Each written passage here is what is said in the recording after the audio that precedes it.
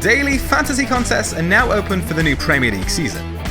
Build your lineup and accumulate points in real time.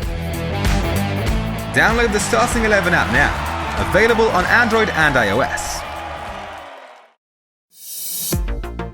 Welcome back to another FPLtips team selection preview.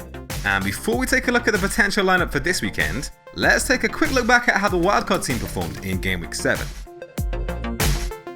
Rui Patricio came in following his strong form and fixtures, and the Wolves goalkeeper earned 10 points with a clean sheet and 6 saves in the 2-0 win over Southampton. Amongst the backline, Bennett was selected for the double-up with Patricio, while Alonso and Robertson faced each other in a 1-1 draw between Chelsea and Liverpool. It was always likely to be a tough week for the left-back pairing, but they stayed in the team based on their longer-term potential. Leicester's James Madison set up a goal from a total of 5 attempted assists, a tally that was matched only by Sigurdsson, with no player producing more in Gameweek 7. And what a punt Gudmundsson turned out to be.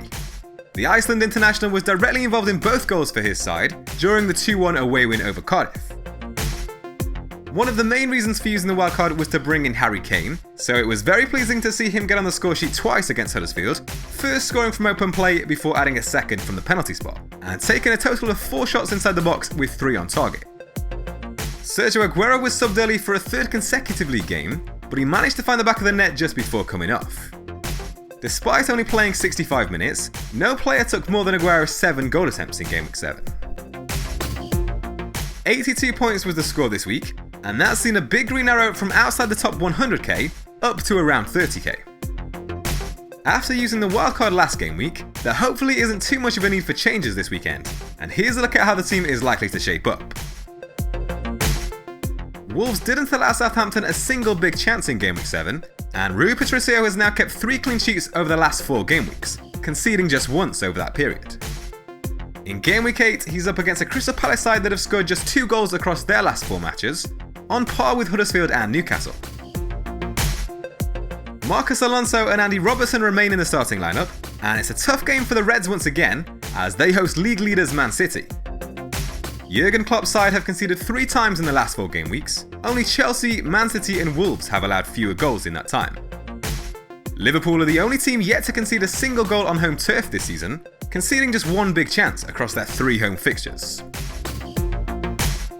Aaron Wan-Bissaka replaces Ryan Bennett in the starting lineup this week, ahead of the game between Crystal Palace and Wolves. Roy Hodgson's side have kept 3 clean sheets this season, with 2 of those coming in the last 3 matches, and Wan-Bissaka has picked up maximum bonus points on each occasion. No midfielder has taken more than Eden Hazard's 7 shots on target over the last 4 game weeks, with only Harry Kane producing more across all positions. 7 goals conceded by Southampton over the last 4 ranks them joint 14th, with only Brighton, Bournemouth, Fulham and Cardiff shipping more goals in that time. James Madison has found FPL returns in each of his last 4 matches, with 2 goals and 2 assists. Only Hazard and Sterling have been directly involved in more goals amongst midfielders during that period, while no player has produced more than his 13 attempted assists. Gudmundsson has been directly involved in 4 goals across the last 3 game weeks, since making his return from injury. Burnley host a Huddersfield side that have shipped 16 goals this season, which is on par with Cardiff and Fulham, and no team have shipped more goals. Despite failing to return points against Fulham, Richarlison provided 2 attempted assists and took 5 goal attempts, with 3 from inside the box. So the underlying numbers remain positive for the Brazilian winger, ahead of Everton's away trip to Leicester in Gameweek 8. Harry Kane is giving FPL managers a real headache at the moment, with some tricky fixtures coming up between Gameweek 9 and Gameweek 14, after a very appetising home game against Cardiff up next. Only 14% of the top 1,000 teams own the Spurs forward phase brace in Gameweek 7, compared to Hazard and Aguero's respective 89% and 92% ownerships amongst that group of managers. Caine has taken more shots on target and been involved in more big chances than any other player over the last 4 game weeks, and 14 goals conceded by Cardiff over that period is at least 5 more than any other side. Pep Guardiola confirmed that Sergio Agero is still not 100% after suffering a knock against Newcastle a few weeks ago, and he could perhaps continue to have his minutes managed.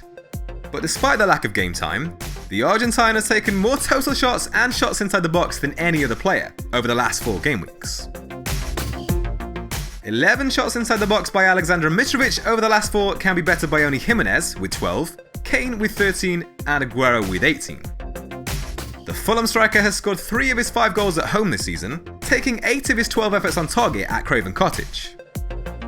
Arsenal have kept back-to-back clean sheets, but they're yet to record one away from home this season, conceding an average of 2 goals per game on their travels.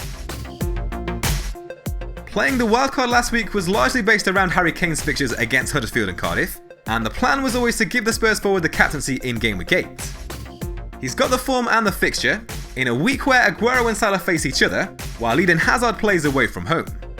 So if you've got the Spurs man in your team, giving him the armband looks like a fairly straightforward decision.